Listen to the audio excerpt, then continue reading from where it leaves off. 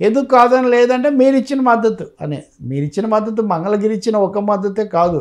మొత్తం తెలుగుదేశం యొక్క మద్దతు లోకేష్ వెనుక ఉంది అనేది చాలా స్పష్టం ఈరోజు సభలో ఆయన మాట్లాడిన తీరు. అలాగే ఇతర నాయకులు లేకపోతే ఇతర అంశాల జోలికి కూడా ఆయన ఏం పోలేదు.